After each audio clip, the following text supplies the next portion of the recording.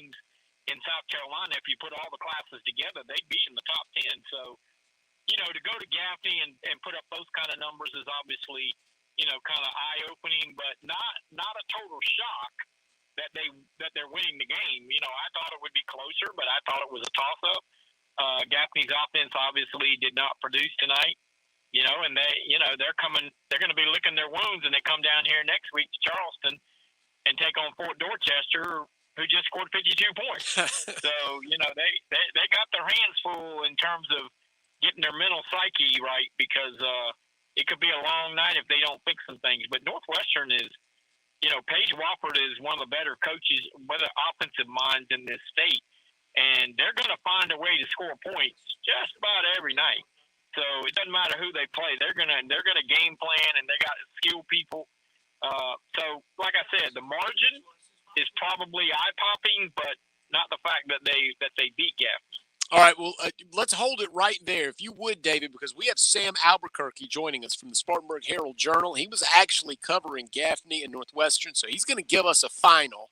And, Sam, welcome in to the Scoreboard tonight. I said what in the world could have gone wrong, and David reminded me, hey, Northwestern, that's a legit team. But how did this game spin out of control on Gaffney? I mean, it started off crazy. The opening kickoff was taken back for about a 95, 96-yard touchdown by Turbo. I don't know if it's Richard or Richard, because I do cover up here in the upstate, not necessarily Rock Hill. But when you got a name like Turbo, you don't need a last name. He takes it back to the house, and then there was a interception by Gaffney, and then a fumble, and then all of a sudden the game was just, we had 4 weird plays within like the first 2 or 3 drives, and so it started off strange. But at the end of the day, it was all about Turbo and Finley Polk, the quarterback, running back duo there at Northwestern. They put it on, and Gaffney couldn't get anything started offensively. The second, I think they went into the half down, I want to say 35-3. It was, the score was 49-24 at the end of this, but it wasn't that close. Northwestern came in and really punched them in the mouth. I felt Finley Polk really controlled the pace of the game with his arm and his legs. And Turbo Richard was the most dynamic player on the field, and you saw it in the opening kickoff. He returned a punt for a touchdown.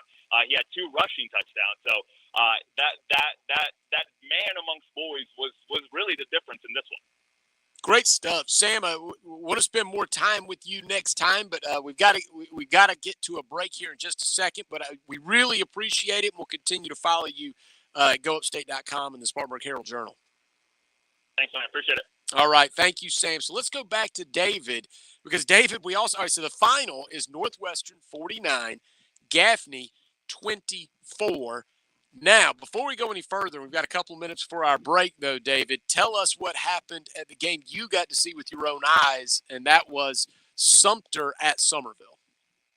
Well, you talk about starting fast. Summerville, on the second play of the game, threw a backfield pass to Yannick Smith, who is an unbelievable football player. If he's not one of the top 5 players in this state, then we don't have 5 players. And he caught the pass and then threw a 47-yard touchdown pass. Later on in the game, he caught 2 more touchdown passes. The quarterback, J.D. Cummings, threw for 287 yards. He is a really good junior quarterback.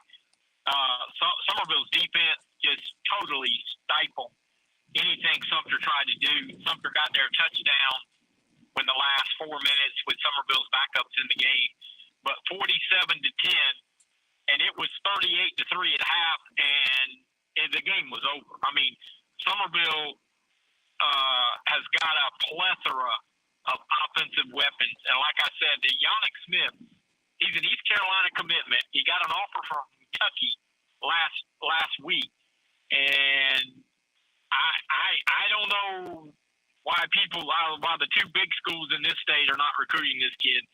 He is a special football player, and anybody that ranks and rates players, if they don't have him in the top 10, then they need to quit doing rankings, because this kid is a football machine.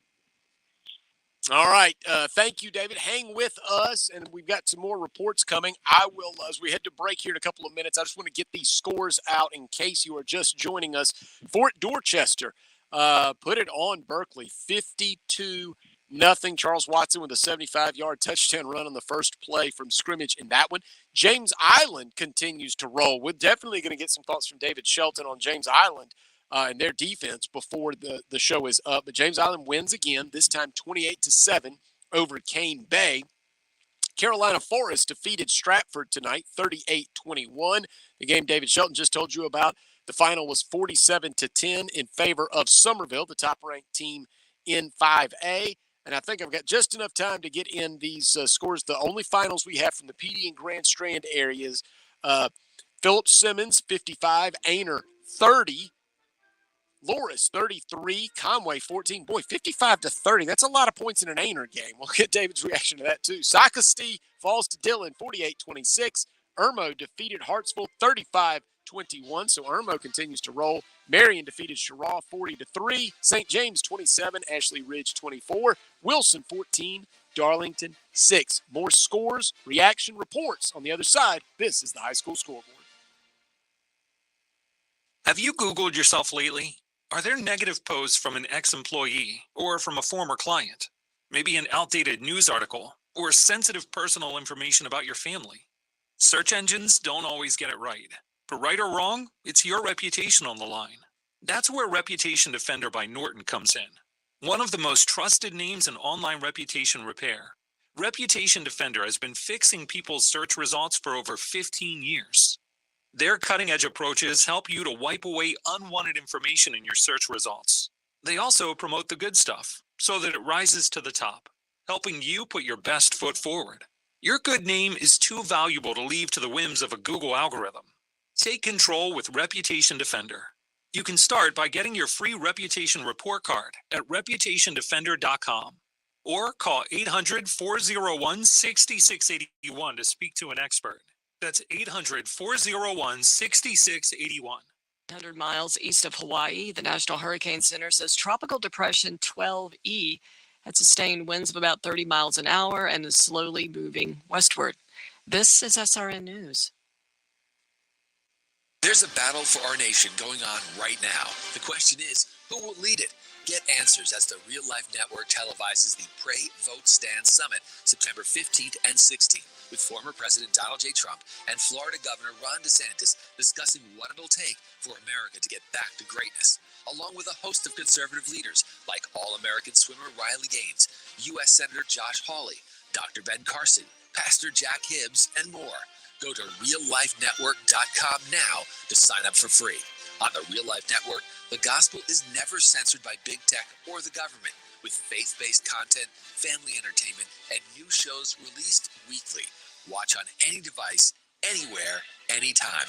Don't miss Pray, Vote, Stand. Hey everybody, I'm David Jolly of the Higgins and Halloran Insurance Group. When you think about insurance, I ask that you think of me. I'm homegrown in the Midlands. I live in Lexington. I'm a lifelong learner, teacher, coach, and friend. There are many insurance agencies out there, and there's even more agents. How am I different? I served 20 plus years as a coach and teacher. I'll help you understand it. I've done this for a long time. I've been there for folks during horrible times in their lives. It's not easy, but it's when I can help the most. I'll explain the right insurance coverage, not try to sell it to you. Best of all, I'm an independent insurance agent. I want to be your trusted insurance advisor. I have no quotas to fill. I work for you, and I'll find you the best and most affordable coverage to fully protect you, your family, and your business. I'm always available to my clients, who I get to know as friends. I can help with personal insurance, like your homes, vehicles, or boats, your commercial, for business owners. And it doesn't matter how big or small your company is, I want to help. So when you think about insurance, think of me, David Jolly of the Higgins and Halloran Insurance Group. Online at higginsandhalloran.com or give me a call at 803-850-0054.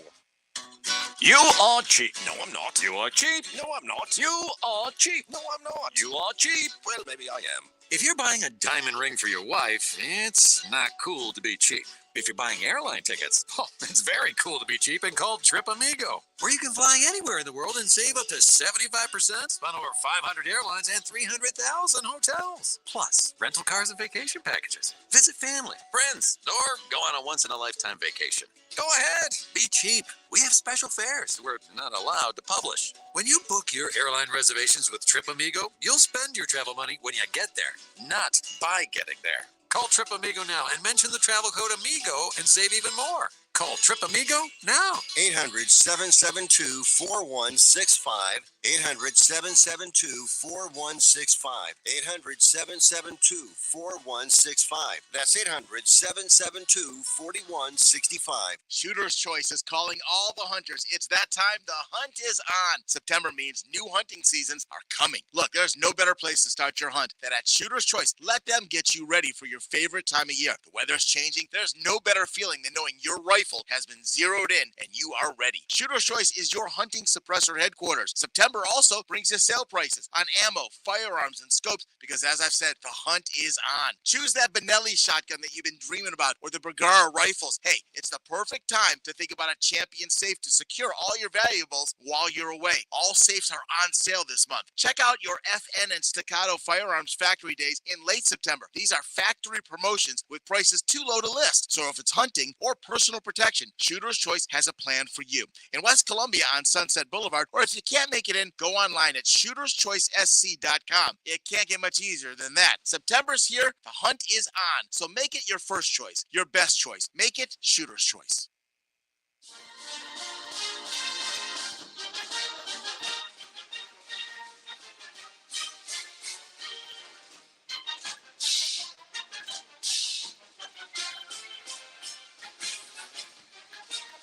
Welcome back to the High School Scoreboard presented by Founders Federal Credit Union.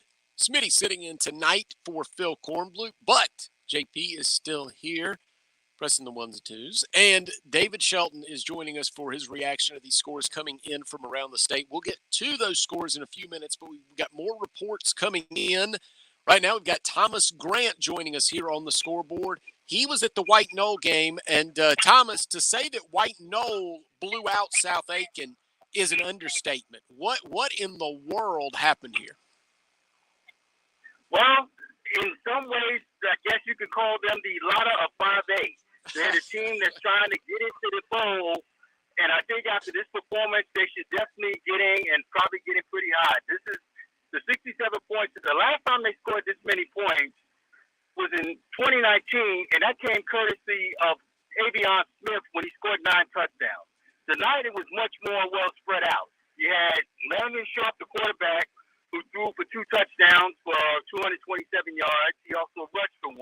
It was a big night for running back Tyon Fanning running behind that really solid offensive line. In fact, Coach Cullen said that's the reason why they put his turnaround, where they really dominated the line of scrimmage. He scored 3 touchdowns in this game.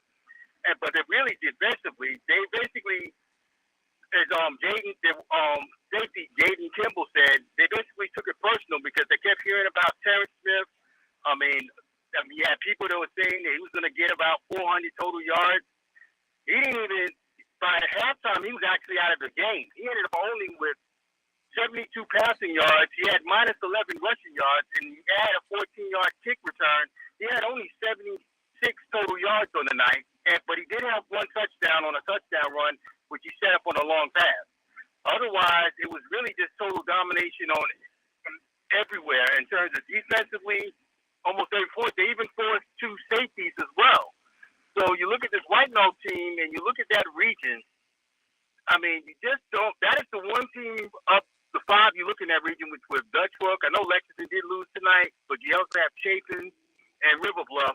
But they're the one team that you can say that's been really playing the best football right now out of that region. I mean, they've outscored their opponents 213-28, and then they have one more non-region game Friday next week against at Lancaster. So, and then they have the next week they get their first test when they play Dutch Fork. So it's really, this is a team White Knoll that you definitely need to watch because you look at the team. I mean, they get the solid almost with every position, and particularly defensively, and then their offensive line, coached by Justin Crocker, has just really been one of the solid. I mean, that's one of the best solid advances I've seen of an offensive line all year. No kidding. Thomas, thank you so much for the report. We're at you. White Knoll has my attention. I'll say that for sure. We're going to be tracking them throughout the season. Thanks so much, Thomas, and be sure to call us next week. No problem. Okay. There is Thomas Grant from the White Knoll game. Let's bring David Shelton back in. I know I want to go over these scores, but David, coming in, we don't know, and you always are, you caution us about this, about overreacting to what happens in the non-region schedule. But You know, Thomas just told us White Knoll has outscored its opponents 213-28. They're 4-0. They did not crack the top 10 last week. Do you think there's a chance that White Knoll has done enough to be ranked going into next week?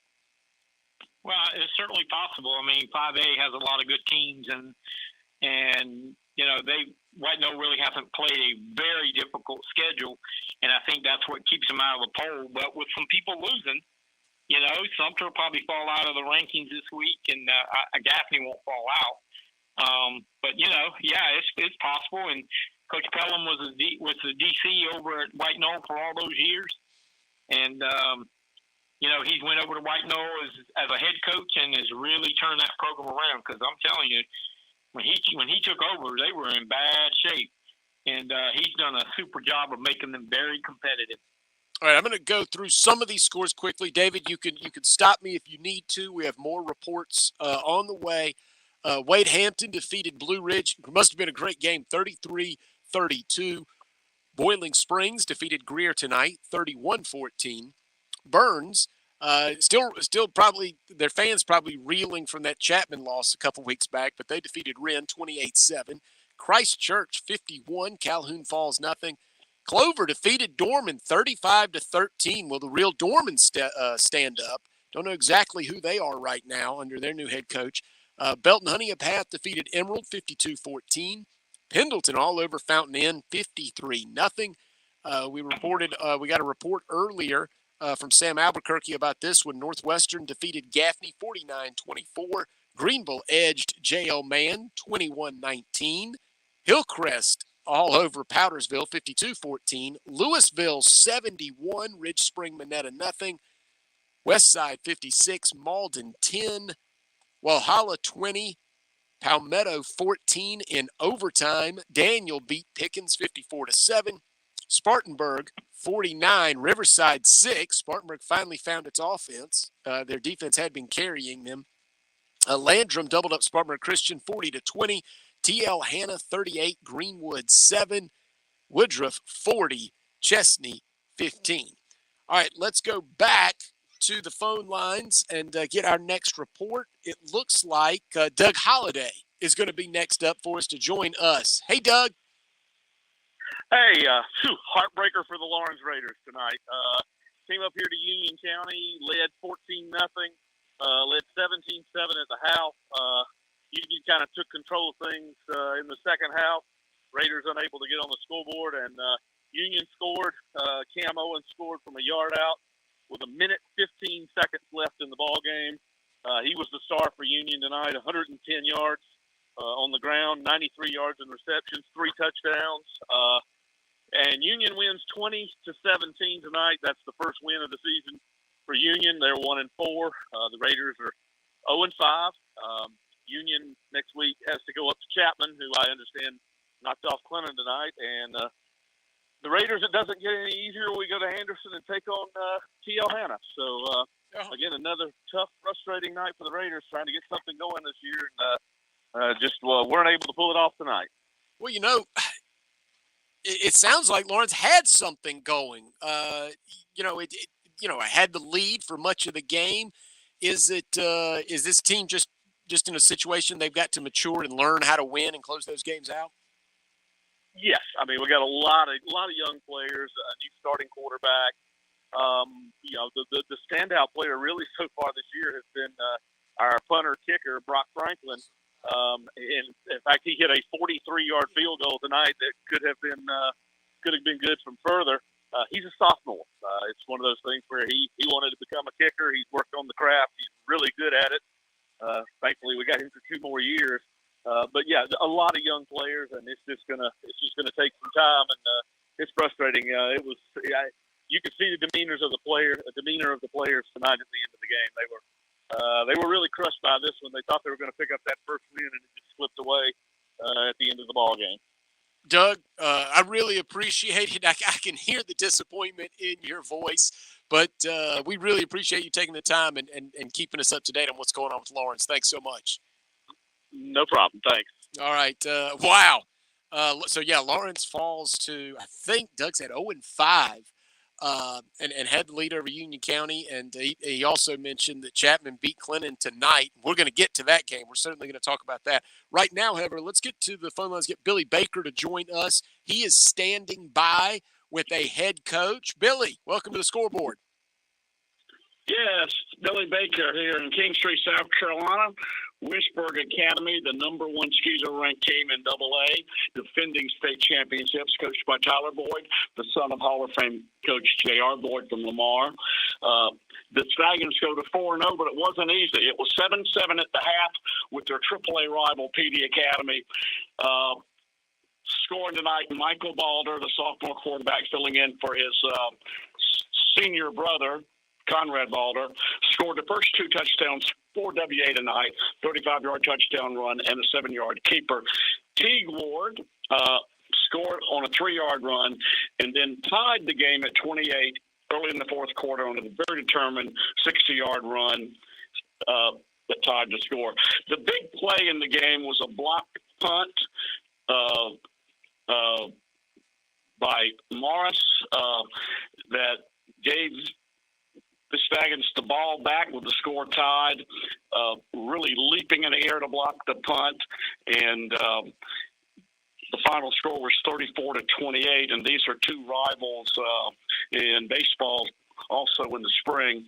But the Stallions go to 4-0. Tyler Boyd, in his first year as a head coach here, he's the AD, and he's won one state title in baseball.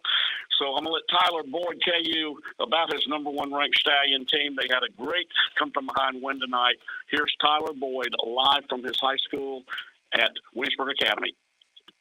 Hey, Coach. Hey, Coach, you're with Matt Smith and David Shelton as well on the high school scoreboard here statewide. Congratulations, Coach. I appreciate it. Yeah, Billy was just telling us, blocked punt leading to the go-ahead score helps your team get to 4-0. Tell us about that play, if you would, and also, if you would, I think Billy just said the reserve quarterback came in for his own brother. Yeah, he's been our backup, and it helps that he gets practice from home from his brother too. Because his brother that's been out, the senior Conrad, he's a super smart kid and knows offense as good as anybody. So it's awesome to have him in the same household. But the block punt was by senior Cam Morris. He made a play, and that put us in good range. We also had a fourth and 5 stop, and that put us in their territory. And it gave us good position. Defense stood up there when they had to make a play, and we made it. Well, it certainly sounds like it, Coach. And, what kind of offense are you running there at Williamsburg Academy? I mean, 34 points, that's certainly a nice night, and you've gotten this team off to a 4-0 start. What have you got working offensively?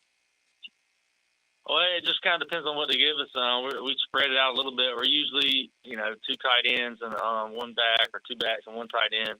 We want to run the ball, but, they stacked the box, and Micah had he hit some big plays when we needed to, and we want to run the ball, but it's nice when the quarterback can get it to the wideouts. And who do you have next week, Coach? Northside Christian.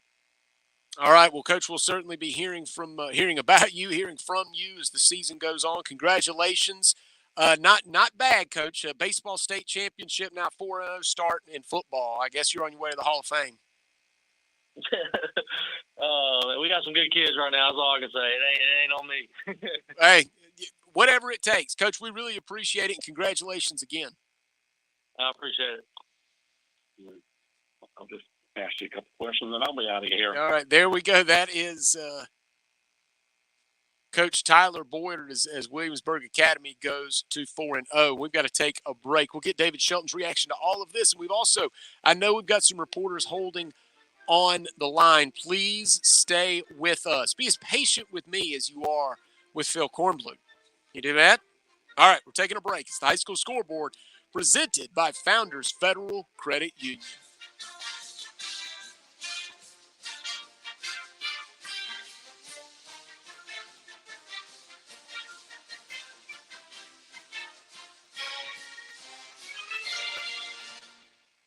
Look no further than Founders Federal Credit Union for all your mortgage loan needs. Whether you're a first-time home buyer or upgrading your space, Founders has many loan options to fit your lifestyle and your budget, such as low fixed and adjustable rate and flexible terms. Plus, Founders never charges PMI, private mortgage insurance. Our mortgage loan officers are here to answer your questions and help you start the home buying process. Stop by an office or visit foundersfcu.com to apply for a mortgage today. Federally insured by NCUA, membership qualification required. Terms and conditions apply. Equal housing lender. Hello, friends. This is David Shelton, co-host of the Friday Night Scoreboard show with Phil Kornblum. As many of you know my story, I've lost 2 sons to drug overdoses in the past 10 years. I want to tell you about my friends at Wake Up Carolina. Wake Up Carolina is a nonprofit recovery community organization dedicated to providing awareness, promoting education, and creating hope in recovery for our young adults, individuals, and families touched by substance use through collaborative community partnerships, trusted resources, and support services in Berkeley, Charleston, and Dorchester counties. The organization relies on private donors and state funding to make sure all their resources are free and open to the public. Call them today if you know someone who needs assistance. That's wakeupcarolina.org. Phone number 843-972-8154. Don't wait until it's too late.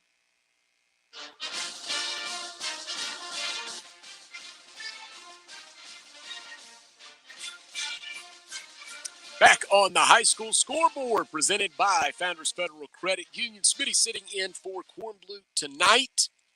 And we've got some great reports coming in. Really good night for high school football as we start to head toward the end of the non-region play. And we're starting to see some of the teams separate themselves. And as a matter of fact, Irmo might be one of those teams. They're off to a red-hot start. And we have got Dennis Brunson with us now. Dennis, more good news for the Irmo Yellow Jackets. Yeah, how you doing, Matt? It was they came out and took control of the game early, and it was over in Kellytown, and homecoming to boot, and they ruined about everything for the Red Foxes. But they came out, took the opening kickoff, scored, held Hartsville. That made them punt. I'm trying to drive while I'm talking to you, so just bear with me. But and then they scored again, and it's up 14-0. Hartsville had a 86-yard kickoff return from Demarion Coe to make it 14-7. But Irmo got a touchdown with about 4 minutes left to make it 21-7. 4 minutes left in the first half, and then forced Hartsville on a 3-and-out, and they threw a 30-yard touchdown pass. Quarterback A.J. Brand, and it was 28-7 at the half. And Hartsville, they did score. They had the opening possession of the second half, scored to make it 28-14. But then Irmo came right back, and behind Jaden Allen Hendricks, their 6'2", 210-pound, 220 running back. And he carried the ball 29 times for 193 yards, according to what I had, and 4 touchdowns. And he was just he was just outstanding. The line block great for him, and they just controlled the ball game. Their defense, Hartsville was averaging 430 rushing yards a game. They had 24 tonight. They were averaging 10 yards a carry, as I heard David allude to earlier today. And they had 24 yards rushing tonight. And that really was, to me, was the key of the game. Hartsville could get nothing going. McKendry Douglas, their quarterback, was out. But, they had Carmelo McDaniel and Hakeem Waters, who they've both just been awesome all year, and they could get nothing going at all. Most of their offense really came through the air tonight because they could establish nothing on the ground. So it was just a crazy, a tremendous ball game for Irmo. No, Go ahead. I was just going to say, Dennis, Irma's got to be feeling good about themselves right now, the way they've been playing, the way they came into this ball game, and then to do what they did tonight to Hartsville. This has got to be a team playing with supreme confidence. Yeah, Coach Aaron Brand was pretty happy with his team for obvious reasons. I mean, and and he did say we had 2 weeks to prepare for this, and they did a very good job of preparing. I mean, but he's feeling good. His son's the quarterback, and he's pretty good. He's very good. He's a big kid, and they just they do with him what they need to do with him. He didn't throw a lot, but when he threw, he was very effective, and he only carried the ball 4 times, but he had 41 yards. So, the defense, and they've been pretty strong on defense all year, at least scoring wise. But what they did tonight, that was pretty doggone sweet. The way they handled Hartsville, especially that running game. And they said their goal was just to keep them from getting out on the edges. Hartsville has a lot of speed, and they did a good job of keeping them from turning that corner.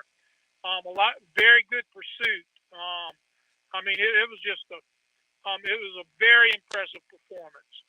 Yes, very impressive. Quickly, Dennis, and we'll let you go. One more time, what was that tailback's name for Irmo? Jaden Allen Hendricks. He transferred from Gilbert. He was a stud for Gilbert last year, and he's a stud for Irmo.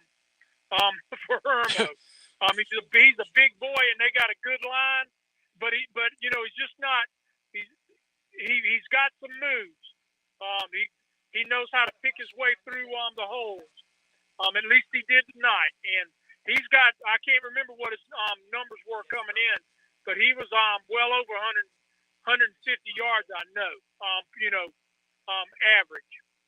Well, Dennis, we appreciate it, and we'll certainly be tracking you and Irmo all season long. Thanks so much for the time. All right. Thank you to Dennis Brunson. Again, Irmo 35, Hartsville 21. We want to get back to David, but let's quickly get one more report in, this time from Scott Keeler, who would have had a Greenville County game for Harrison's Huddle. Hey, Scott, welcome to the Scoreboard. Hi, how you doing?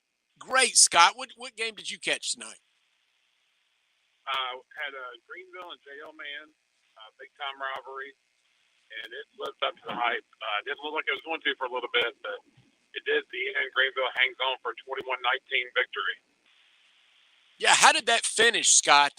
We were tracking that score, and it was tight. Yeah, it's funny. Man came in undefeated, 4-0. Greenville 2-2. But Greenville's played Dorman, Burns, Teal-Hanna, and Malden, all 5A, another 5A tonight. And they led Man 14-0 at the half. Man had not been held under 40 all year. The Greenville jumped out 14-0 at the half. Man takes it down and scores to start the second half. And later on in the third quarter, Greenville, who kind of known for throwing it all over the place, they got really good receivers, including Mazio Bennett, who's just an unbelievable stud in the state, committed to South Carolina. And he did play tonight. He missed last week after getting hurt against Burns a couple weeks ago. But they put together a 9-play, 95-yard drive all on the ground to go up 21-6 with 8.5 minutes left. Well, after that drive, they couldn't run at all. Man just loaded the box. They knew they were going to try to run out the clock with that kind of lead. And Man finally broke through there on offense. They've got a really good offense. I think Greenville's defense got a little tired because they spent so much time on the field in the fourth quarter. And they cut it to 21-19 with about a minute 50 left. Went for 2. Greenville defender knocked the ball away. Had it got open in the end zone, but got broken up on for 2. They pooch kick, and they got Greenville on 3rd and 13. And the young man from Greenville is about to take a sack. He's trying to make something happen, and he kind of throws it up a little bit. And J.L. Man, defensive end, picks it off at the 30. So now Man's got the ball at the Greenville 30, down 21-19. And, just 15 yards from field goal range, and they got down to about 17. Got called for holding on one of Greenville's tremendous front four. They've got as good a front four as I've seen in the state in a long time. I've been doing this since 1993. They got called for holding, got backed up to 27. So they weren't quite field goal range anymore. They take a shot to the end zone, and Greenville's Romani Bruton comes up with the interception in the end zone with 24 seconds left to seal the win. Wow. Hey, that's a little long-winded. I'm sorry about that. No, that's an awesome finish, Scott. We got so much to cover, but thank you, and we'll certainly check out Harrison's huddle. That's going to make for a great story. Thanks. Yeah, I appreciate it. One more thing, real quick. The two schools in rivalry Spirit Week, they raised over $700,000 for charity just this week alone. Dale Man raised over $410,000. Greenville raised over $318,000 for charity. Just an awesome effort. That is an awesome effort and a great game. Thanks so much, Scott. We'll check in. Listen, we'll take a break here in the Founders Federal Credit Union Scoreboard Show. Local talk radio experience. 107 The Point. Make thepointradio.com. The Point. The Point. WQXL Columbia, W264DF. Grills, outdoor kitchens, fireplaces. Summer sizzle starts with Bart. This is 107 The Point. News this hour from townhall.com. I'm Tasha Stevens. Tropical storm in effect for much of the Massachusetts and New England coastline as Hurricane Lee continues to advance north over the Atlantic.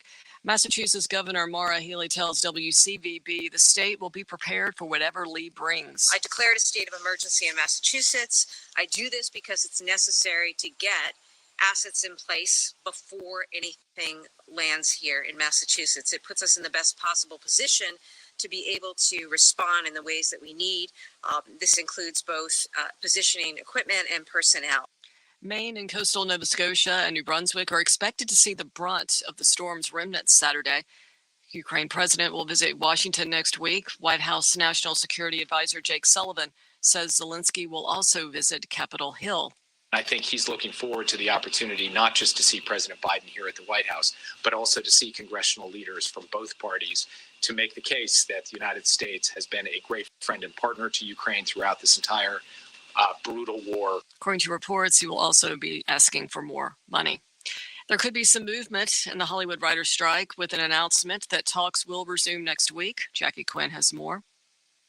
The word comes from the Alliance of Motion Picture and Television Producers, which says it reached out to the leaders of the Writers Guild of America, and the two sides agreed to restart negotiations next week. Screenwriters have been on strike since early May over issues including pay, job security, and regulations for the use of artificial intelligence. But there are no talks planned between the studio's production companies and striking actors. California lawmakers have just voted to allow the striking entertainment workers to get unemployment benefits. I'm Jackie Quinn. Or at townhall.com. Former CIA officer and survival expert Jason Hansen here. I teach people how to prepare for the unexpected. Right now, most Americans are not ready for the death of the U.S. dollar. You have money sitting in cash, and if you don't act soon, your financial future could be at risk.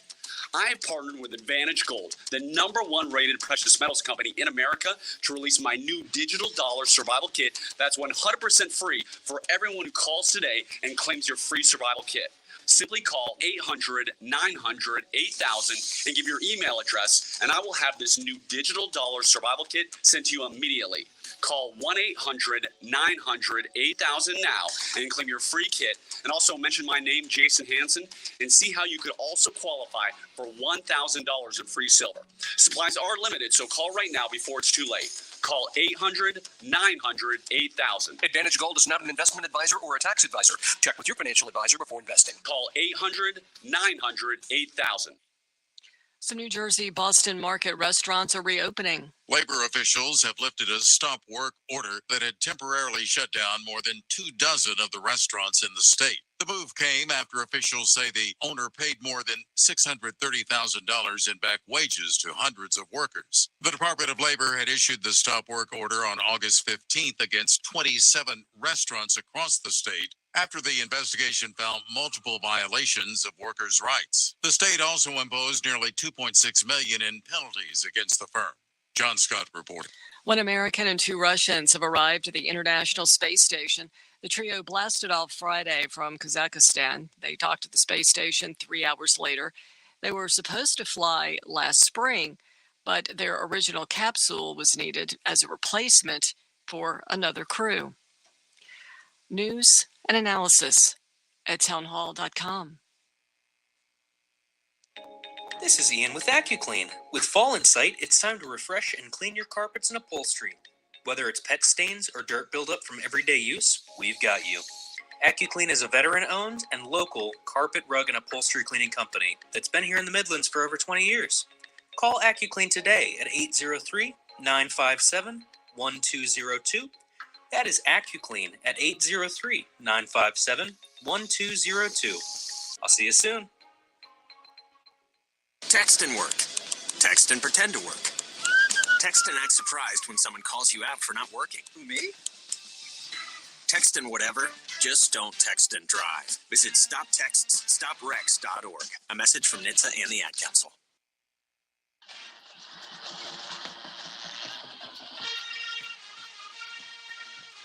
This is the Founders Federal High School Football Scoreboard on the Sports Talk Media Network. Coming up, scores and reports from across the state and analysis from David Shelton. The Scoreboard is brought to you by Founders Federal Credit Union. Relax, you're with Founders. Now your host for the High School Scoreboard, Phil Kornblut. Phil Kornblut is off tonight. Matt Smith sitting in for Korn. But hey, we've got David Shelton, which is what we need. We need the analysis on some of these scores. We're going to go back to David now. We will go over that full scoreboard. We've got some reporters hanging on, so please just bear with us when we get you fully up to date. But David, I didn't want to let you sit any longer. I wanted to get your reaction to the last couple of reports we heard. Greenville coming up with a late interception, 24 seconds left in the ball game. They come up with an interception in the end zone to knock off rival J.L. Mann, and Irmo moves to 4-0 on the season. I don't know what the thought was on Irmo coming into the year, but they're playing really well so far through the first kind of quarter of the season. Well, when you have a quality quarterback, trigger man, you can win a lot of games, and Irmo's got one in AJ Brand. So, this is a good road win to win at Hartsville. I know Hartsville didn't have their quarterback, and he's a really good player. Probably changed the game a little bit, but it sounds like Irmo, to shut down that Hartsville running game, as I said on Sports Talk tonight, they averaged 10.5 yards a carry, and to hold them to 24 yards rushing is just a monumental accomplishment. And Greenville, they have played a really tough schedule, and they've lost some tough games. So it's good for them to finally win one of them close ones. Yeah, that's only going to help them. And, this is what you always remind us of, which is why we don't overreact, because sometimes playing those really difficult games early, and then all of a sudden you start to stack up wins in region play because of what's happened. So what we're doing is we're just kind of learning about these teams right now, right? Yeah, and I think what this does, for Greenville and for teams like Hartsville, and Hartsville's played 3 really tough opponents in a row. Irmo going to Hartsville and win. It helps you understand that once you get into November, what it's going to take to survive. You get some teams that kind of coast through their non-region schedule, and then they coast through a relatively easy region. And then second round of playoffs, they get matched up against somebody that'll knock them in the mouth, and they don't respond very well. So these games, while they count on the record, that's why I always say they count on the record, but it's more about how they benefit from them come November, because that's when the real season starts. Yep. All right, let's go back to the phone lines. Get a report now. Dorman falls to Clover. My brother is the voice of the Dorman Cavaliers, where I graduated. They didn't call me and ask me. They asked him. So he had Dorman and Clover tonight. My less talented, less handsome brother, Alex. Alex, what'd you see tonight from Dorman and Clover? Well, not a great night to be a Cavalier. That is for sure. Clover came into the game 1-2 on the season. They had struggled offensively, averaging just 13 points a game coming into tonight. They scored 14 in the first quarter. It was a night where Clover came out with a game plan and executed it well. They made some mistakes early, but the Cavaliers were unable to capitalize. Clover fumbles on their first possession. Dorman has the ball on the Blue Eagles side of the 50. No points. They had the ball starting field position across the 52 other times in the first half. No points. It seemed like for the Cavaliers tonight, it was consistently 2 steps forward and 1 step back. Every time they had a nice play on first down, there was a penalty. It was just the mistakes for the Cavaliers tonight. And then they trailed early, and they could never dig their way out tonight. But a credit to Clover, a credit to their coaching staff and their game plan. Clover's running back, Landon Stone, tonight, 36 carries for about 180 yards and a touchdown. He was outstanding, a very patient runner of the football with great field vision. And it just seemed like every time Dorman had a chance tonight to claw their way back in it, Clover would come back with a back-breaking play. They hit the tight end for a 60-yard gain on a third down up the seam one time when Dorman had them behind the chains looking to get back into it. Again, a counter in the second half on a long third down for a 50-yard run. Dorman just couldn't seem to get out of their own way tonight. Clover took advantage of Dorman's mistakes, and Dorman couldn't return the favor. It sounds like Dorman's struggling to find its identity right now. Who do they have next week? Next week, Dorman goes on the road to take on River Bluff. Dorman's got River Bluff and Malden left in the non-region, and then, of course, that brutal Region 2 5A schedule. So the Cavaliers trying to figure out some things on offense tonight. 3 first downs in the first half for Dorman. 2 of those were via penalties. So really struggling on offense. The final numbers tonight didn't look all that bad for Dorman, but it was a long time before they got any kind of momentum or any kind of consistency on the offensive side.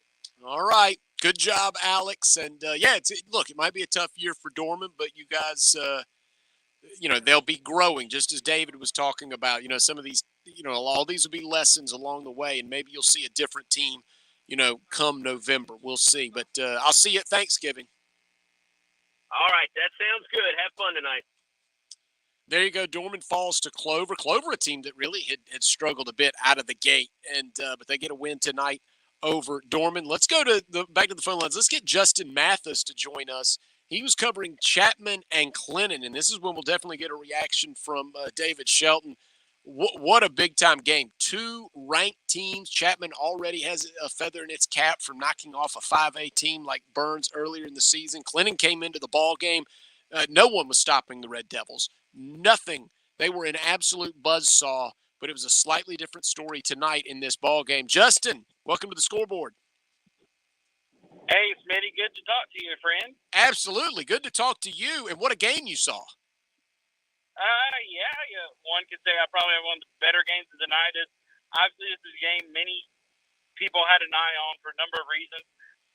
Chapman saw their season end at Clinton in, I believe, the 3rd round of the playoffs last year. So you could say that maybe some of these players that came back had it, they're tucked away in the back of their mind. But I interviewed 3 players post-game, and none of them would be willing to admit that. But it was quite a game, which, if my math is correct, Clinton never led in this game. It was either tied or Chapman had the lead. And it just now dawned on me. But, I mean, it came down to the wire, 2-point conversion. Before that, Chapman had about a 6-minute drive, I would say, roughly. Got down to the 2-yard line, 4th down, called timeout. They come back out, they go for it on a quarterback run. Came up shy of the goal line by a few blades of grass, we'll call it. So Clinton drove down the field 99 yards and out of a timeout. I believe one too many Chapman defenders by just my unofficial math. ran off the field, left them with 10 men on the field. And so Clinton spotted that, threw a slant for a touchdown. After 2 timeouts, 1 by each side, Red Devils went for 2. And Reese Lynch, the All-State linebacker for the Panthers, knocks it down to preserve a 1-point, 22-21 win at Wilder Stadium, which is a tough place to go into, may I add, and win a game. That is what an incredible finish. Justin, do you happen to know who Chapman has next week? They will be at home against Union County. Oh, well, those two don't like each other. All right. But can I throw a couple of numbers at you? Absolutely. Yeah, lay it on us. Yes. Coleman Gray put the team on his back. He had 17 carries, the quarterback for the Panthers, 17 carries for 177 yards, 2 touchdowns. He also completed 8 of 17 passes for $150. And his big target, Sean Cunningham, 6 catches, 136 yards, and a touchdown. So there you go. Man, what you saw a heck of a ball game. Look, doesn't mean Clinton can't bounce back. They absolutely can. But Chapman now on a bit of a roll, and they move to 4-1. I appreciate the time, Justin. Stay in touch, man. Yes, sir. Be blessed, brother. Let's bring David in quickly. David Shelton, and we'll go over these scores. We've got a lot to get to, but David, to me, there were so many good ranked matchups. This was one of them. Clinton came into that ball game 4-0. Averaging better than 50 points a game. Everything was going Clinton's way, and they were at home. But Chapman is a team, they played a pretty tough schedule early on. So they came in tested, and they didn't blink when things got tough on the road against Clinton. Yeah, I think if you're a Chapman Panther fan and you were told before the season you're going to win at Clinton and you're going to beat Byrne, I think you'd take it and run with it. And so they're obviously a very good football team. You mentioned it, to win in Clinton against that team, a close nail biter that took a unbelievable play at the end and knocked down a pass. That's a huge win. And, this was a really good night of high school football in terms of, last week I kind of made fun of the fact that I thought it was kind of a boring week last week. Well, this week, man, it turned into, these were games that, one, were like playoff games, and two, you may see rematches in the playoffs with teams like South Florence and South Point and Hartsville and Irmo and Chapman and Clinton. That's going to make it Somerville Sumter. There's no guarantee Somerville could do what they did to Sumter, in the second trip, but it was really good night for football. Absolutely. So many great stories coming out of some of these games. Let me go over some of the scores quickly before we get to our next break. And I know we have more reports to get to, but as I mentioned, some really good games with some great finishes. So tonight, some scores with some finals. We'll go through the upstate. Abbeville, the A, they beat Crescent 21-6. Wade Hampton by an eyelash over Blue Ridge, 33-32. Boiling Springs defeats Greer 31-14. Broome all over Berea 52-7. Burns gets a win over Wren 28-7. Christchurch blows out Calhoun Falls 51-0. The Chester Cyclones 30. Catawba Ridge 17. Chapman 22. Clinton 21 in a game that Justin Mathis just told us about. Clinton turned away on a 2-point conversion to seal the win for the Panthers. Clover 35. Dorman 13. Belton Honeypath 52, Emerald 14, Fort Mill 25, Lugoff Elgin 15, Pendleton 53, Fountain Inn nothing. Northwestern defeats Gaffney 49-24. So the second-ranked team in 5A falls at the reservation. Hickory Hawks 27, Great Falls 20. Greenville intercepts a pass in the end zone with 24 seconds left to preserve a 21-19 win over rival J.L. Mann. Hillcrest puts it on Powdersville 52-14. Louisville blanks Ridge Spring Minetta 71-0. Westside 56, Malden 10. Walhalla 20, Palmetto 14. That was in overtime. Daniel 54, Pickens 7. Spartanburg 49, Riverside 6. York beats Rock Hill by a field goal, 51-48. We've got a final now. David, we'll get your reaction to this quickly. What a game this must have been. We've got to get a report here. South Florence beats South Point 22-19. That's another ranked on ranked matchup. And I guess South Florence beat South Point, looks like up there in Rock Hill. David, what's your quick reaction to that score? Well, that's a huge win. South Florence has played a very competitive early schedule, but again, going to South Point and they trailed. I was following this game on Twitter. They trailed for most of this game, but they found a way to pull it out at the end, and it's a huge win for them. They're ranked number 1 in 4A for a reason, and I think we saw it tonight by getting that kind of victory. All right, just a couple more scores. Then we're going to get one more report before the break. Landrum doubled up Spartanburg Christian 40-20. TL Hanna defeats Greenwood 38-7. 38 unanswered points for the Yellow Jackets in that one. Union County beats Lawrence 20-17. Bit of a heartbreaker there for Lawrence, who led during some of that game but is still winless on the season. St. Joseph 61, Ware Shoals 12. Woodmont 28, Easley 14, Woodruff 40, Chesney 15. And let's quickly get that report from Garrett Mitchell, who's covering Woodruff and Chesney. Garrett, long time no talk, man.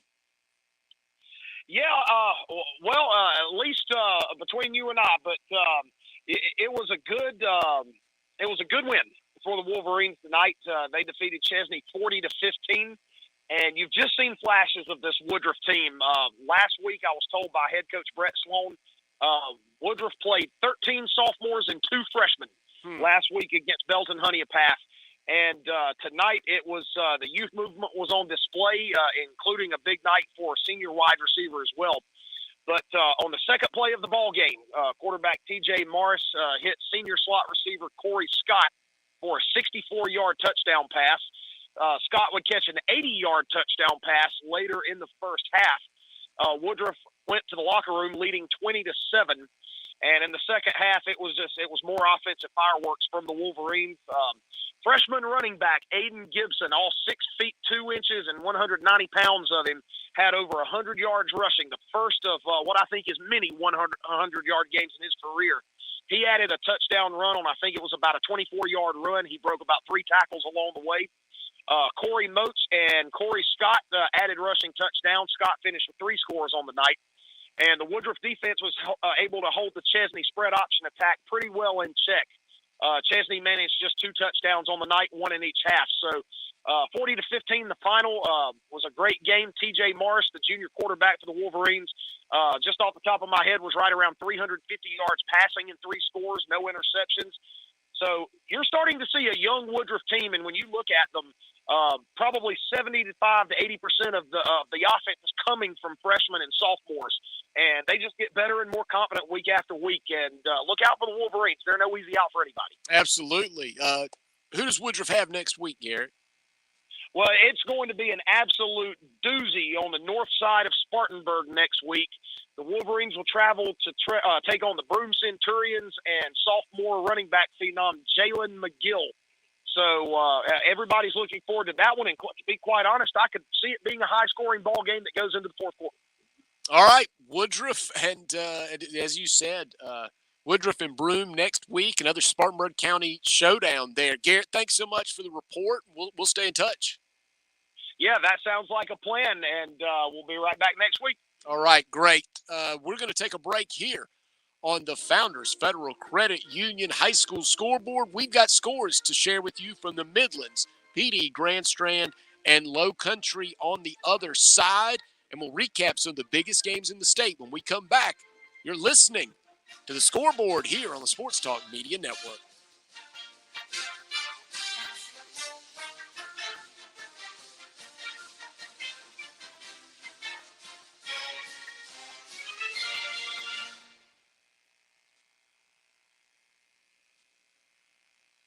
Relax with an auto loan from Founders Federal Credit Union. Here at Founders, we understand that it's more than just a vehicle. It's a part of your life's journey. From hobbies changing to families growing, it's with you along the way. Our low fixed rates can get you on the road in a ride that fits your life. Not sure what you want? Apply early for a pre-approved spending limit so you know what to look for before you start shopping. Head over to one of our 41 convenient office locations or visit foundersfcu.com to apply for an auto loan today. Federally insured by NCUA. Membership qualification required. Terms and conditions apply. I'm State Treasurer Curtis Loftus. People often ask me, when should I start saving for college? And I always tell them, start today. September is College Savings Month, a great time to start saving for your child's education. Future Scholar makes it easy to open and manage your account online, and the plan offers options and benefits you won't find with a regular savings or investment account. So make this the month that you go to futurescholar.com and see why it's the smart, easy way to save for college. futurescholar.com. Football season is upon us, and that means Columbia is welcoming fans from around the corner and across the country. No matter where you're from, Gamecocks love coming together for game day energy that can only be found in South Carolina's capital city. Book hotel rooms, find pre- and post-game activities, and plan your tailgate spread with local favorites from pimento cheese to barbecue at experiencecolumbiasc.com. We'll see you soon, and go Gamecocks!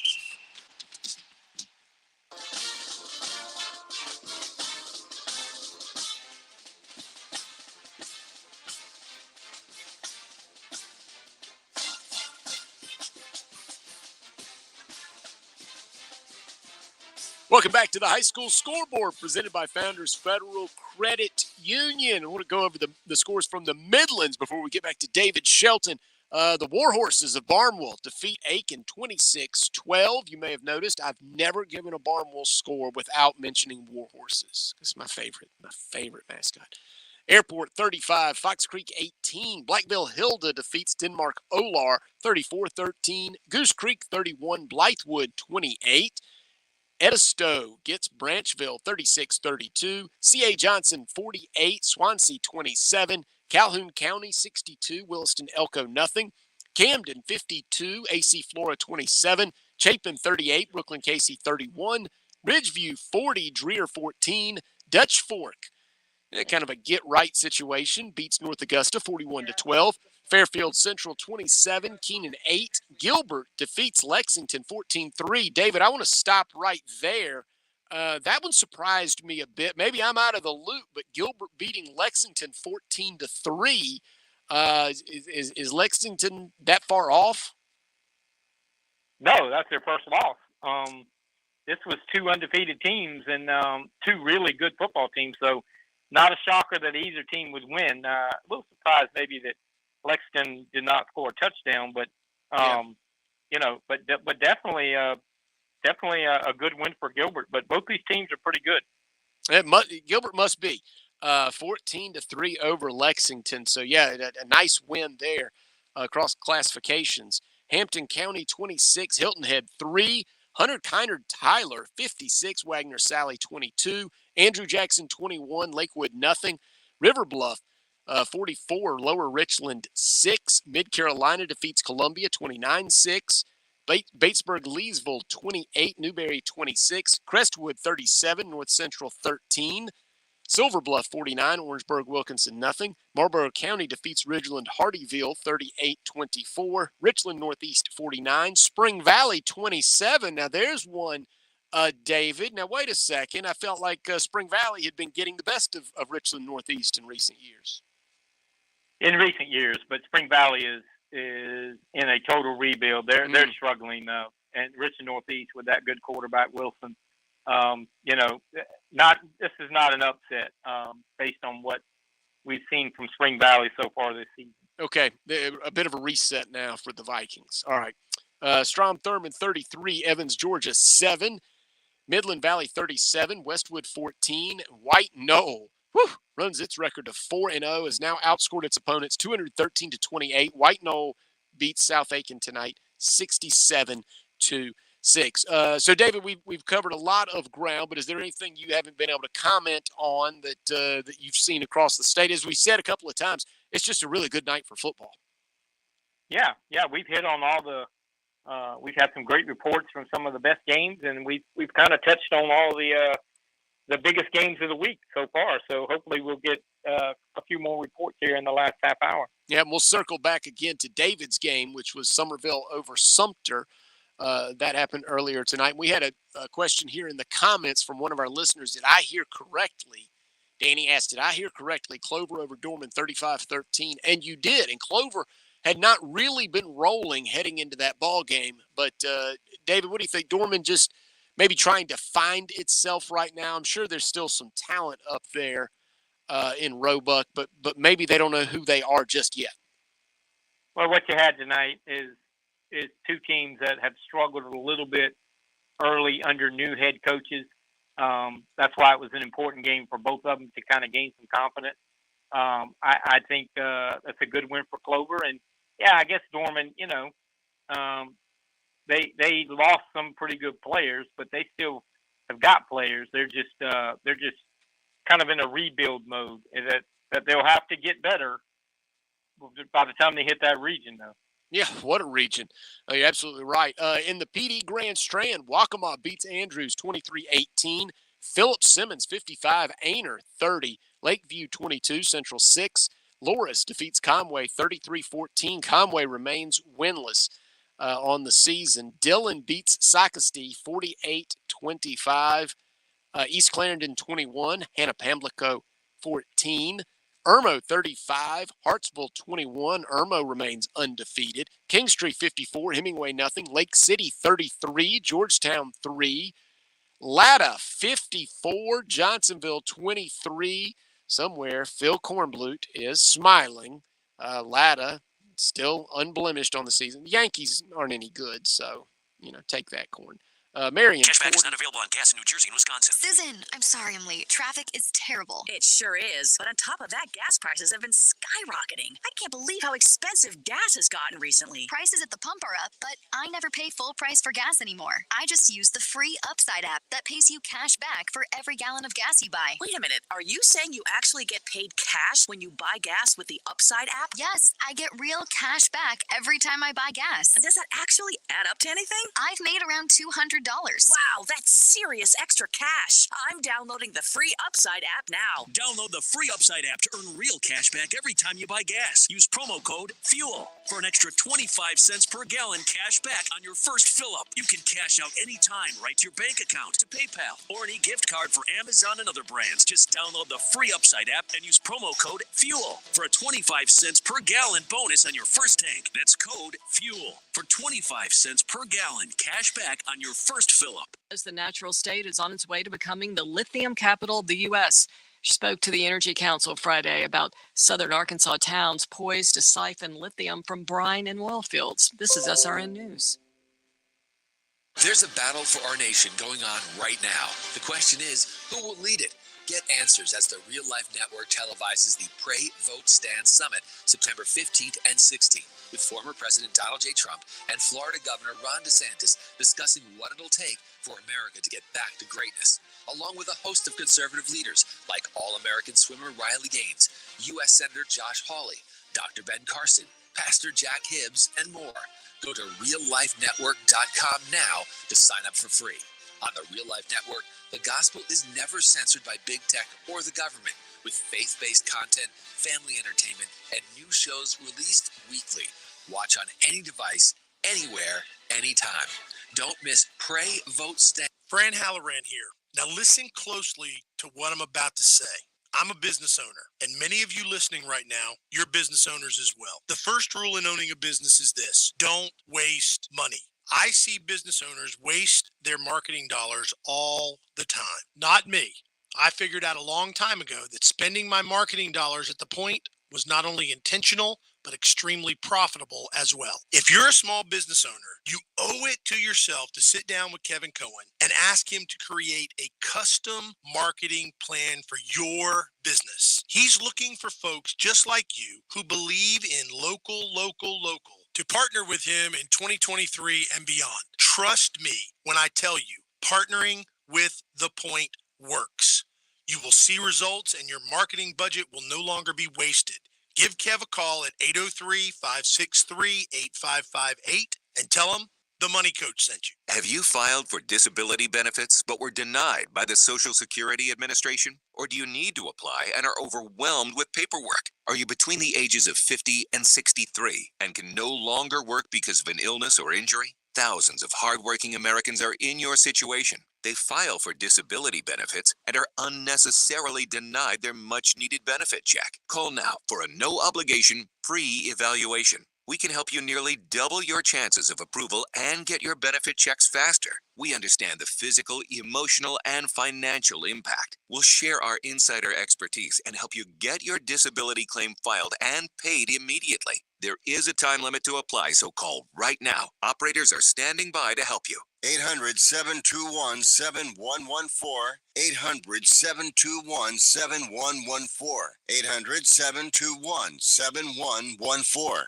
That's 800-721-7114. There's more than one kind of customer when it comes to Shooter's Choice. First, there's the customer who knows what's what, has a pretty good idea of what he or she likes. You're looking for a few things. First, a good selection. Yep, Shooter's Choice has a huge selection. Firearms, ammo, accessories, optics, even gun safes. You're looking for good and fair pricing. Oh yeah, Shooters has been around as your local stop forever because they treat you right. And how about customer service? Absolutely the best you'll find anywhere. The folks who work at Shooter's Choice are shooters and hunters just like you. They know their products. They can answer your question. And that brings me to the other type of customer. Someone maybe more like me. No expert for sure, but wants to learn from the right people. I don't need some big box store guy who works in the shoe department half a week, sporting goods the other half. I need the experts at Shooter's Choice who will treat me right, answer my questions as simple as they might be. They'll make my experience excellent. Online, it's shooterschoicesc.com or visit them in person on Sunset Boulevard in West Columbia.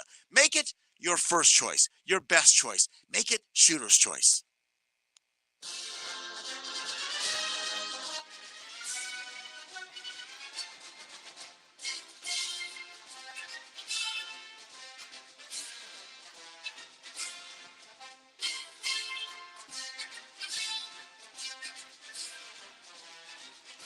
Back on the Founders Federal Credit Union High School Scoreboard. Matt Smith filling in for Phil Kornblut tonight. We also have David Shelton, our analyst with the High School Sports Report, Charleston Post and Courier. I'm going to get his reaction to a score in just a moment. Let me go through some more scores, catch you up on what's happened in the Low Country tonight in high school football. Bluffton defeated Battery Creek 56-21. Buford edged May River 16-13. Fort Dorchester 52, Berkeley nothing. Timberland defeated Hanahan 28-24. Lucy Beckham 57, Stall nothing. Carolina Forest defeats Stratford 38-21. Somerville gets a big win over Sumter 47-10. That's a game that David Shelton took in himself. So now he's seen the green wave, the number one team in 5A, according to the polls. West Ashley 38, Wando 14. Woodland 20, Bishop England 3. James Island defeated Cane Bay 28-7. And I wanted to bring you in, David, with reaction to James Island, a team that made a run in the playoffs last year. And Cane Bay scores 7 points. That's the most points James Island's given up in any game so far this season. What do you know about J.I. and that defense? Oh, they're talented. They've got a defensive front that is very good. Cane Bay was the best team they played to this point. They played some laughers, played some teams. Honestly, they shouldn't be playing. If they want to be considered a state title contender, they got to beef up the non-region schedule. But this was a Cane Bay team that has never lost to James Island, and they beat them last year in a thrilling game, 31-28. They're very physical up front, so this was a good test. And James Island passed the test and did it impressively. And I think, I said this on Bobby Harton's show this afternoon, that 4A is the most competitive and deepest classification. When you look at some of the teams, let me just reel off some. South Florence, Northwestern, James Island, Irmo, Westside, Hartsville, South Point. Okay, that's 7 teams right there. Any one of them could win the state championship. And then you throw in a West Florence. You throw in a AC Flora, who lost tonight. And then you everybody kind of forgets about Greenville, because their record is not great, but the schedule they played, as we talked about earlier, is going to benefit them come November. So, I mean, they got to get better defensively, but tonight they obviously did a pretty good job against J.O. Man. But, I mean, 4A, I don't think I can go 7 or 8 deep in any classification where I'd say legitimately can win the state championship. That 4A is going to be fun to watch in the playoffs.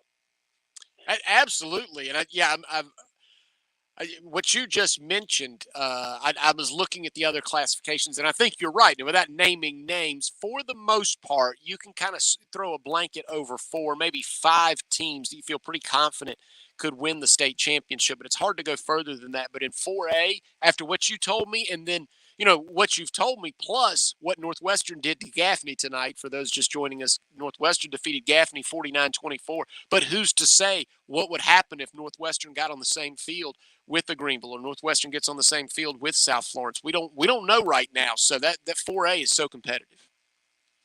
Yeah, and and South Point and Northwestern will play later on in the year, and but you can bet Northwestern wants another shot at South Florence in the state title game. They got kind of embarrassed last year, and it looks like right now, if we were laying odds, it's a pretty good chance those will be the 2 teams playing at South Carolina State in December. Let's go over to the Skeeza scoreboard, where Buford Academy defeated Orangeburg Prep by a touchdown, 28-21. Porter Goud, 42. Ben Lipton, 9. Bethesda Academy, 53. Cross Episcopal, nothing. Calhoun Academy edged Dillon Christian, 7-6. Cardinal Newman got a nice win, 53-14 over Heathwood Hall. Carolina Academy, 31. Thomas Sumter, 10. Carleton Prep wins a defensive struggle against Memorial Day, 3-0. Jefferson Davis, 43. Conway Christian, nothing. Faith Christian, 52. Newberry Academy, 6. First Baptist defeats Hilton Head Prep, 42-31. Holly Hill Academy, 36. Richard Wynn, 22. Pinewood Prep, 48. John Paul II, 28. Hilton Head Christian gets past Northwood Academy, 31-14. Patrick Henry defeats Greenwood Christian, 33-20. Clarendon Hall, 46. The Kings Academy, 14. Thomas Hayward, 34. Dorchester Academy, 8. Augusta Christian, 34. Trinity Collegiate, 14. We heard from Coach Tyler Boyd earlier tonight as his Williamsburg Academy Stallions go to 4-0 with a 34-28 victory over PD Academy. Hammond defeats Wilson Hall 25-7. David, one team that may not have come up tonight, everyone may not have heard, Gray Collegiate, one of the better teams in their classification. That's because they've got a game in Washington, D.C. tomorrow. That game will kick off at 1 o'clock. What do you know about Gray Collegiate, this trip? And, I mean, that's not just out of state. That's way out of the state. How did all this come together, and what's their opponent like? Well, I don't know much about their opponent other than what I've heard, Adam say last week. They're very good, and it is a long trip. Everybody forfeiting games against them. They had to find some games. They're going to play a team, I think, out of Georgia or Florida coming up in a few weeks. This is a test for them. Not only a long road trip, but a Saturday afternoon game. But Gray's pretty good. I mean, they'll go up there. I don't know anything about the team they're playing, but that team better be pretty good because Gray's going to put a pretty good team on the field. I do want to mention one score that I just got somebody text me. In Skeeza, Lee Academy defeated St. John's Christian 20-13. Real close game there. Yeah, absolutely. In the upstate, Abbeville defeated Crescent 21-6. Wade Hampton defeated Blue Ridge, a tight one, 33-32. Boiling Springs 31, Greer 14. Broome rolls past Berea 52-7. Burns 28, Wren 7. Christ Church lays it on Calhoun Falls 51-0. Chester 30, Catawba Ridge 17. Chapman 22, Clennon 21. We heard Justin Mathis give us a report on that game earlier, and Chapman turned Clennon away. on a 2-point conversion, and that's how the Panthers ended up winning that game. So some really nice victories so far this season for the Panthers. Clover 35, Dorman 13, East Side 21, Travelers Rest 15, Belton Honeypath 52, Emerald 14, Fort Mill 25, Lugoff Elgin 15, Pendleton 53, Fountain Inn nothing. Northwestern defeats Gaffney 49-24. David, we heard earlier, we got a report on that game, Northwestern and Gaffney, Sam Albuquerque, and he wasn't sure whether it was Turbo Richard or Turbo Richard, but he came away very impressed. Do you know how his name is pronounced? I think it's Richard, Richard. That's how they were saying it at the state championship game. He's a commitment, a verbal commitment to, I want to say, Boston College, and he's a legit player. I mean, he had a kick return and a punt return, both for touchdowns, 2 rushing touchdowns. They throw the ball to him out of the backfield. He's an explosive player. Was really impressive in the state championship game, as was their quarterback, Polk. But yeah, Turbo is one of the state's top 10 prospects. He's a good player. You know, David, we've heard of some really great individual performances so far through about the first 4 weeks. What are you hearing? Maybe you and other writers, as you start to narrow down what's going to happen with Mr. Football South Carolina. Are there any names, any front runners that you'd feel confident that they're going to be there at the end? Well, I tell you, that's very difficult because I get shocked every year. One, when they release the list of finalists, and then sometimes when they announce the winner. It's very hard. I don't know who's being nominated. I don't have, we're not privy to that. The Coach Association handles that. But, I've seen Yannick Smith twice at Somerville. Like I said earlier in the broadcast, if there are 5 or 6 better football players than that guy, I got to see him. But there are some very good football players in this state. So, it's hard to say what they're looking for, quarterbacks, running backs, defensive linemen, whatever. But they also have to be nominated, and there's an academic part to it and a community service or school leadership type stuff.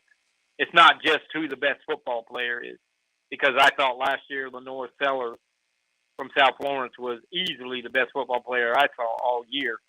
And he had the numbers and had everything to back it up, and he didn't win it. So that's a hard one to call, but there are a lot of good players. But you're not the only person talking about Yannick Smith either. So that name is one that if I ask anyone that question that's seen high school football and has seen him, they mention him. So he must be something to behold. And he's the reigning 5A Player of the Year in basketball. So he's a 2-sport guy. He's committed to East Carolina, but Kentucky offered last week. I think you will see some other Power 5 schools get involved. He's not, if you put a clock on him and make him run the 40, he's not going to blow it away. But I'll tell you what the guy does. One, he's very physical. He's a 6'3", 200-pound, very physical receiver. It's hard to tackle. And 2, he doesn't miss the ball. He catches everything. His catch radius is huge. I have not seen him drop. I saw him play in a scrimmage. I saw him play in 2 games already. He has not dropped the ball. If it's in his area, he catches it. And for a guy that's not going to blow up the clock, maybe a 4.6 or maybe even 4.7, I've seen him score 57-yard catch passes and outrun people to the end zone, 57, 60 yards, stuff like that. So I think he's going to get more offers, and we'll see if he sticks with East Carolina, which that's not a bad place to go, especially if you're a receiver. But I think some other people, as that film gets out, they're gonna start looking and seeing. The same thing happened a little bit last year with Lenore Sellers. I saw him play in the first game of the year against Goose Creek, and I tweeted out, I just saw the best football player in South Carolina play. And a lot of people were like, oh, it's one game, and, you hadn't seen something. I was like, I'm telling you right now, I just saw the best football player in the state. And South Carolina had not offered him. He was committed to Syracuse, originally committed to Virginia. The two in-state schools were not recruiting him. I kept pumping it out there. South Carolina got involved. They got him. And now not only do they look smart, but they make me look smart. And I like that. They sure did. And I've heard a lot about Lenore Sellers actually being bigger in person, too, kind of even than he looks on the field. Like that when you get up next to him, you realize what it'd be like to try to tackle that guy. That's quarterback. So yeah, and not only is he bigger than he looks, he's also faster than it looks, and well, he can throw the football. You know what we saw against Furman. You know, I know it's Furman, and I don't want to overemphasize how great he looked, but that guy. There's a reason why Luke Doty is taking snaps at wide receiver because they feel very good about what Lenore Sellers has the potential to be as the backup to Spencer Rattler. I want to go back quickly, David. We've still got one more break, and then we'll go over the full scoreboard. But I wanted to get your thoughts on this very quickly.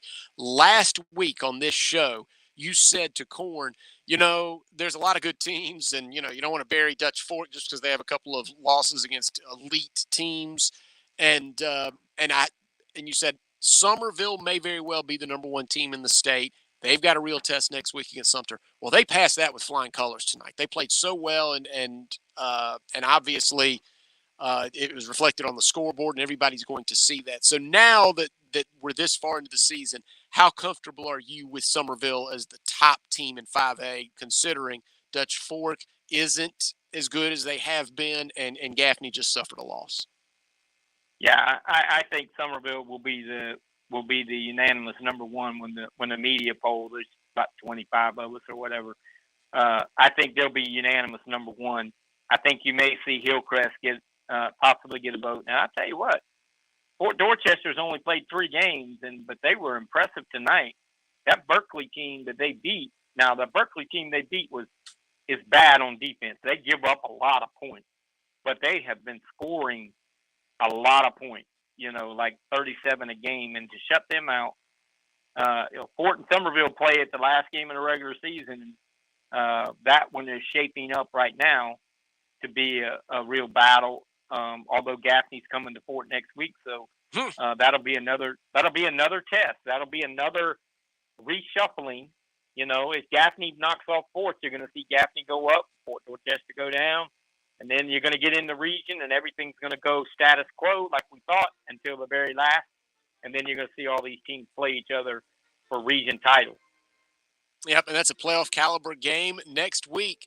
Gaffney and Fort Dorchester. If what David's referencing, Fort Dorchester blew out Berkeley tonight, 52-0. We'll go over that scoreboard in our final segment. I know some of you are just joining us, so we'll make sure you get caught up before the end of the night here on the Founders Federal Credit Union High School Scoreboard from the Sports Talk Media Network.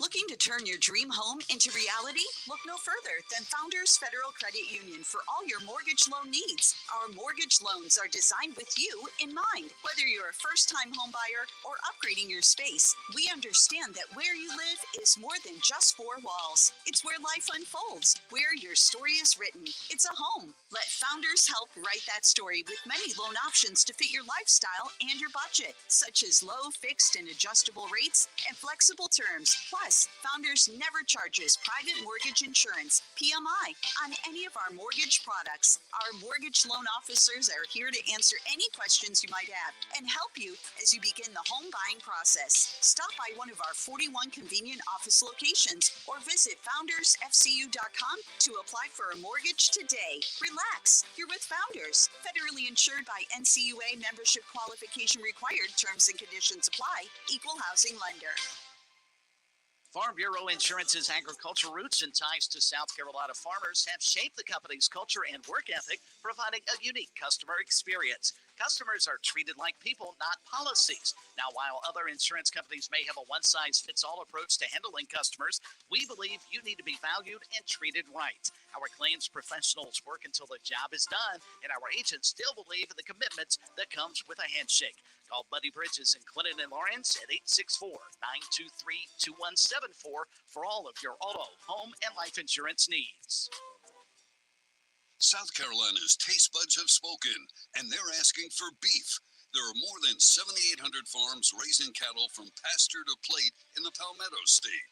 So whether it's steaks on the grill before the big game, sirloin medallions plated for date night, or burgers with a family, make sure beef is a part of your playbook this football season. Smoked, grilled, and slow roasted. Find the best way to enjoy your beef at scattle.org. Beef, it's what's for dinner in South Carolina. Funded by the South Carolina Beef Council, part of the Beef Checkoff Program.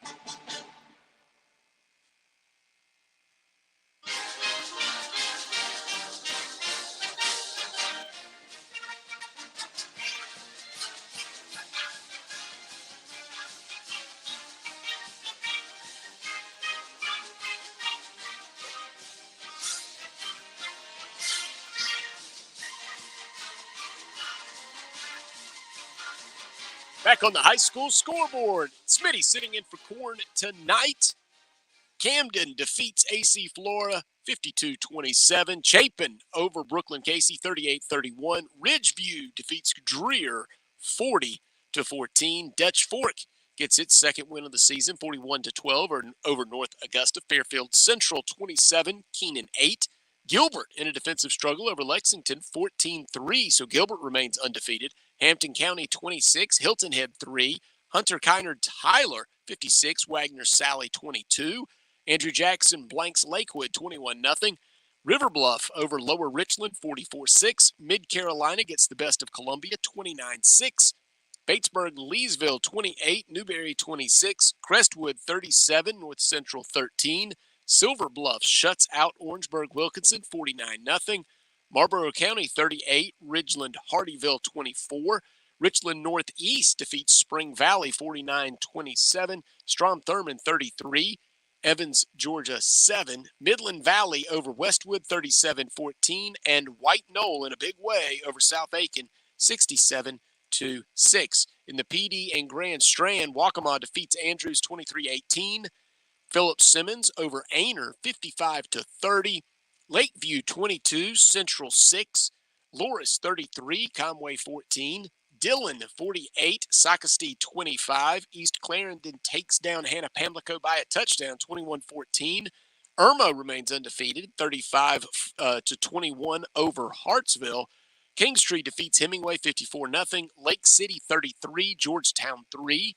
Latta continues its winning ways 54-23 over Johnsonville. Marion 40, Cheraw 3. Lamar defeats McBee 29-10. Red Springs, North Carolina over Mullins 20-8. St. James beats Ashley Ridge by a field goal 27-24. Wilson beats Darlington 14-6. In the Low Country, Bluffton 56, Battery Creek 21, Beaufort 16, May River 13, Fort Dorchester 52, Berkeley nothing. David Shelton was just talking about that. Fort Dorchester hosts Gaffney next week. Gaffney will be reeling a little bit after falling to Northwestern tonight. Timberland defeats Hanahan 28-24. James Island continues to roll 28-7 over Cane Bay. Lucy Beckham 57, Stall nothing. Carolina Forest 38, Stratford 21. Somerville beats Sumter 47-10. West Ashley 38, Wando 14, and Woodland beats Bishop England 20-3. We'll let David Shelton have the final word tonight. David, we talked about it a little bit, and I think that your thesis the first few weeks of the season here on the Scoreboard was, well, wait and see. You kept getting more and more information, but it seems like tonight you're starting to get excited about this high school football season as it takes shape and some of the grades really start rolling in from the first half. Yeah, we're getting to about the halfway point, and again, I caution people, teams like Greenville that started the season ranked number 1 or number 2 in some polls, and they lost some games, and it's like, okay, let's not go crazy. I mean, yeah, they lost games, and you got to win those games, but it's August, and now we're getting into the past mid-September. I think you're starting to see teams kind of develop the character that we think they are. A team not. I don't want to blow. If Phil's listening, he may have a heart attack. But a team like Latta, they go beat Johnsonville tonight, and Johnsonville's a defending lower state champion, Class A. So Latta is having a great year, and now they're going to run into a Lakeview at some point, but a team like Latta has started to gain confidence. A team like Loris up in the Horry County area, a team like James Island with a big win tonight over a team that they had never beaten. So it's starting to kind of take shape, and I'm kind of looking forward. There'll be some dog games in the region. There'll be some mismatches, but there are going to be some good games from here on out the rest of the way as we get ready for the playoffs in November. Yep. And I also want to mention this, David, and maybe this has really been a long time coming, but do classifications mean less than ever? I mean, Gaffney falls to 4A Northwestern, and an elite 4A team, yes, but Gaffney was ranked number 2 in 5A. Lexington falls on the road at Gilbert, as you said, undefeated team, outstanding. They're highly ranked, but a 3A team. Do the classifications mean a little less than it used to? That it just doesn't mean as much? 4A can beat 5A, 2A can beat 3A. Doesn't seem to surprise. I mean, it's not. I don't really look at it like that. I look at the strength of the individual team. I mean, like a team like Abbeville is a 2A team, and they beat Powdersville earlier in the year. That was a 3A defending upper state champion. So, I guess if a 1A were to beat a 5A, it would raise some eyebrows. But 3A beating a 5A is not a huge deal.